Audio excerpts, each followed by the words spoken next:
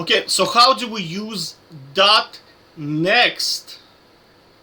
Oh, my apologies. Dot props in MOBX. Okay, so naturally, what we do is we create the model. So just ignore this stuff. We'll go step by step. I don't want to retype it. Okay, just follow along, lads. Follow along, boys and girls. So we don't need this stuff in here as well. Okay. So the first is you create the store through type. Okay. Then we'll create an instance of the store. And then we can get snapshot of the store. So we can see what's inside. Right?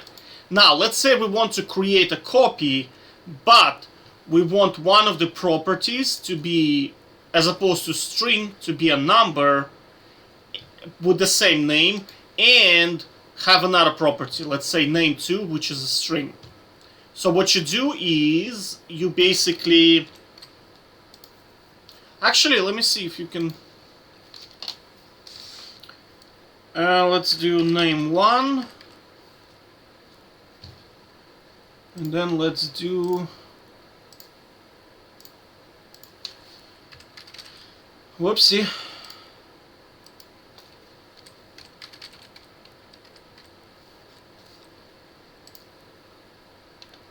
Okay, you cannot rename by using props. Okay, because I was just wondering, you know, if you can rename it. But you can probably rename it like this, named name2. Probably like this, you can probably do it then.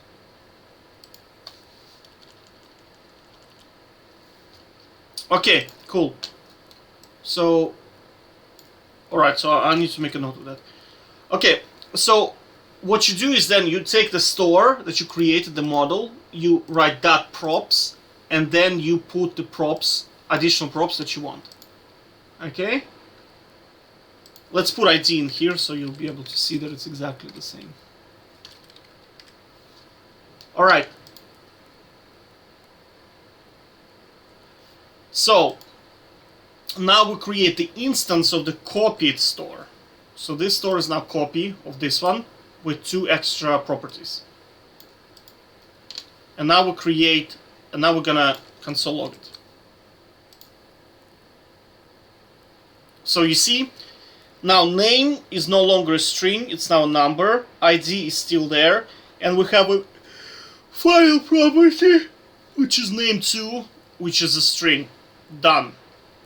Alright, so another thing that we just noted is you cannot rename, right? You cannot do it using props, but you can using named, and that's about it. Take care.